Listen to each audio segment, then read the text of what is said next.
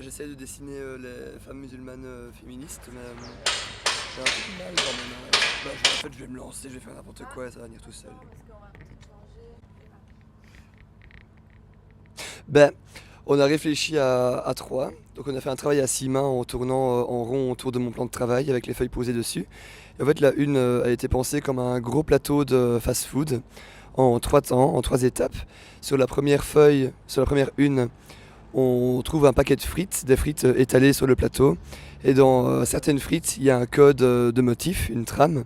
Et en fait, chaque motif représente un petit peu un individu.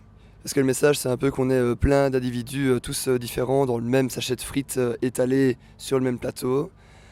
Donc voilà, donc c'est prendre conscience qu'on est tous différents. Ensuite, au milieu, on retrouve un burger. Euh, et dans chaque partie du burger, dans chaque étage, donc la viande, la salade, le fromage, tout ça, il y a différents critères de discrimination ou enfin, différents critères comme couleur de peau, poids, apparence, croyance, orientation sexuelle, etc. Donc c'est un peu cette idée d'échelonnage des critères. Mais en même temps, le burger est renversé, donc c'est un peu renversé cet échelonnage. Et finalement, voilà, est-ce qu'on reste empilés les uns sur les autres avec un au top et un au down, ou bien est-ce qu'on renverse? Putain, c'est compliqué quand même en lendemain comme ça. Et ensuite, à la fin, il y a un gros McFlurry euh, qui représente l'intersectionnalité.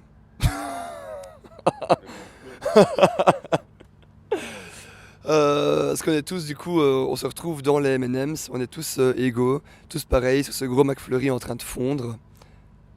Quoi? Ah. Euh, voilà. Si Gilles ou Odile veulent ajouter leur grain de sel sur les frites de l'intersectionnalité. Si, Allez. ah voilà, allez. Moi du coup j'ai un peu du mal à expliquer vraiment l'idée de base sur laquelle c'est basé notre travail parce que c'est surtout Odile et Joe qui l'ont réfléchi. Moi je me suis un peu greffé plus tard sur le projet et en essayant d'amener plus ma patte graphique et des idées plus sur le plan du dessin. Et donc voilà, on a vraiment essayé de travailler à 3 mains comme à 6 mains, à 3 mains, à 6 mains, comme Joe l'a expliqué. Et je pense qu'on a assez bien réussi à mélanger nos différents univers graphiques. Et ben voilà, j'espère que la une d'aujourd'hui vous plaira. Et comment vous avez travaillé concrètement à 6 mains?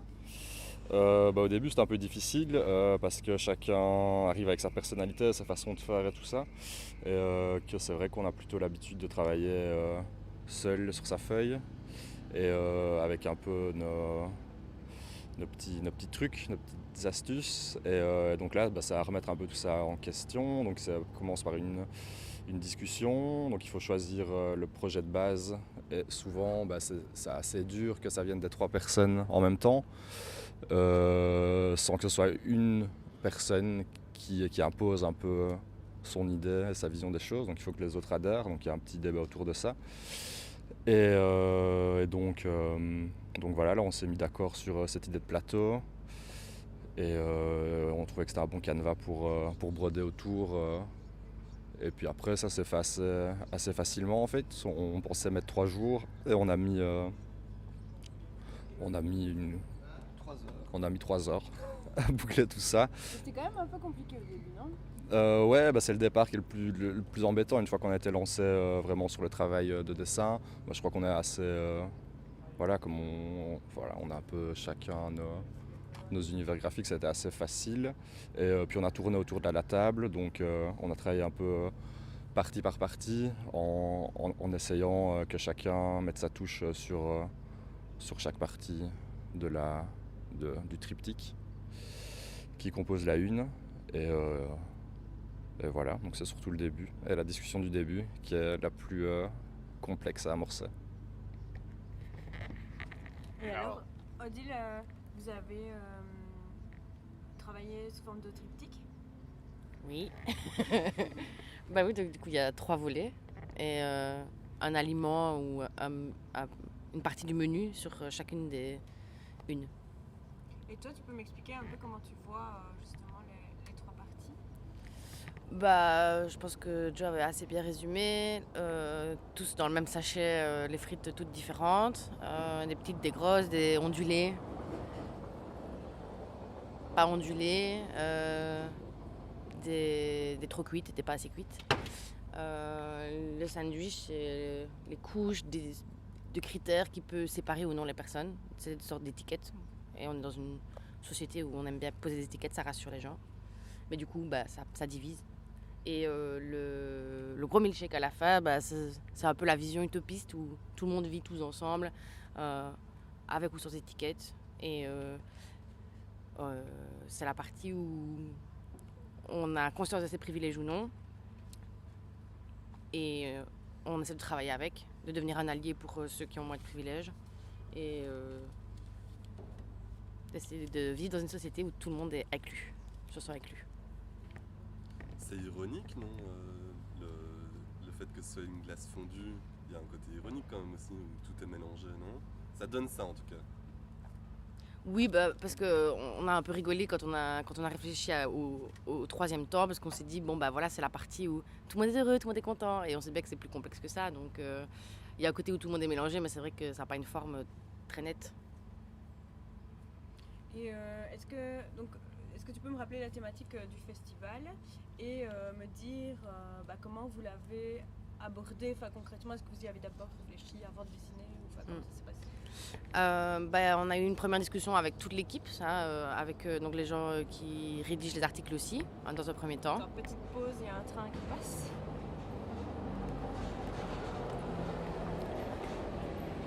Donc ça avait permis d'un peu dégrossir la discussion, mais on venait pas tous avec les mêmes bagages par rapport à la thématique. Certaines personnes de l'équipe sont plus habituées au discours militant ou engagé, etc. Puis pour d'autres, c'est une découverte. Et donc au début, on a dû un peu mettre à niveau toutes ces connaissances. Et on a démarré en faisant le test en fait, que Esperanza propose en ligne. Et c'était hyper intéressant. On l'a fait avec Gilles. Et du coup, à chaque nouvelle question, on essaie de voir, tiens, qu'est-ce qu'ils essayent de dire avec cette question-là. Donc, je sais pas moi, qu'est-ce qu'il y avait. Il y avait par exemple, est-ce que tu as peur de rentrer chez toi le soir, tard dans la nuit, entre guillemets? On se rend bien compte que certaines personnes vont moins se poser la question, vont se sentir plus en sécurité que d'autres. Et donc, tiens, quelle partie de la population va plutôt répondre oui et quelle partie de la population va plutôt répondre non. Et donc, on a dégrossi comme ça chaque question pour aller un peu plus loin dans les couches des privilèges. Et après, quand est-ce que vous êtes senti prêt pour dessiner? C'est une bonne question. Mais cette discussion, elles ont amené des éléments concrets ou Je sais plus comment on est arrivé sur cette histoire de frites. Cette histoire de frites, c'est justement un peu... elle devait à la base être toute différente pour un peu représenter les gens dans leur ensemble et dans leur diversité. Et puis je pense qu'il y a quand même... On a repris pas mal de thèmes aussi qui évoquent le débat qui sont faits ici sur le festival. Et donc voilà, c'est un peu un petit brainstorming de toutes les idées ou les mots qu'on a trouvés marquants ou qui imageaient assez bien le débat. Je me rappelle que l'idée est venue, ça venait de la discussion de l'équipe de rédaction qui avait parlé du fait que c'était un gros sandwich avec plein de couches dans lequel on s'y retrouvait pas trop. Et donc en fait on est parti du sandwich, après on a pensé au burger et du coup les frites sont venues en deuxième temps, même si c'est notre première une. Voilà. Non, tout est dit, bon festival.